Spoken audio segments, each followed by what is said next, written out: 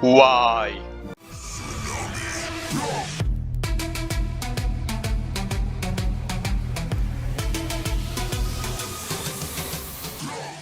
Hello everyone, it's Mr. Troll delivering an update. A few years ago, Harvey Weinstein was accused of sexually harassing females that worked for him. This started the hashtag #MeToo trend, where women came forward to accuse men who were creeps of being creeps. It was one of the things that started the political correctness and all the woke era during the mid-2010s. It was great at first. We were fighting for equality so that no minority would feel discriminated. Unfortunately, that would soon get out of hand. Suddenly, the big corporations started using wokeness as an excuse for literally everything. We had the Ghostbusters 2016 controversy. That movie was an insult to the original Ghostbusters movie, but you are not allowed to say anything negative about the Ghostbusters 2016 movie because it starred women, and so, if you don't like that movie, you're sexist. And then we saw Disney take this to the extreme. Recently they cast Rachel Ziegler to an upcoming Snow White movie, and she's so insufferable that I might make a whole video about her if necessary. But she's a Latina, and so if you dislike her, you're racist. And then we got all the degenerate people on Twitter. If you say anything that goes against their opinion, you will get cancelled.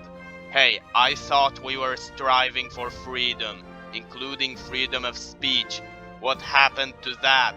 And we also got a bunch of woke people who are not woke in the slightest, but they only recite a whole bunch of woke opinions just to get social brownie points. This is why people like Andrew Tate were seen by some people as a breath of fresh air.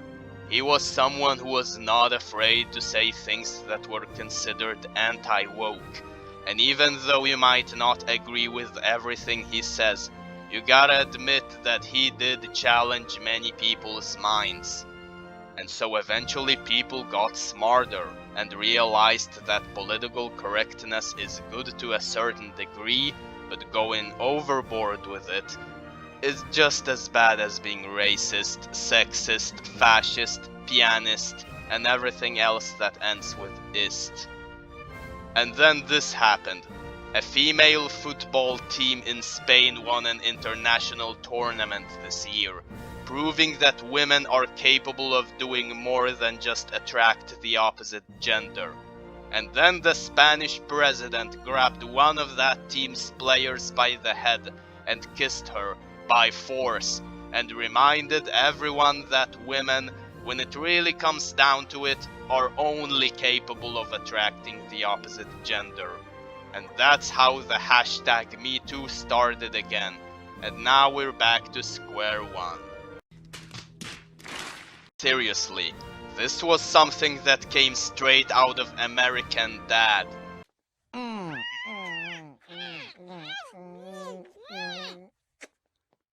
And I notice a theme here. Harvey Weinstein, the former American president, and the current Spanish president of football, all of those people are people that basically abused their power. They thought they had so much power that they could get away with all this. No, they did not. And now the Spanish president is being a crybaby about all of it. No, but seriously, that woman whom he kissed, she should have punched him in the face. Or at least she should have called him out in front of that whole team. She should have embarrassed that president.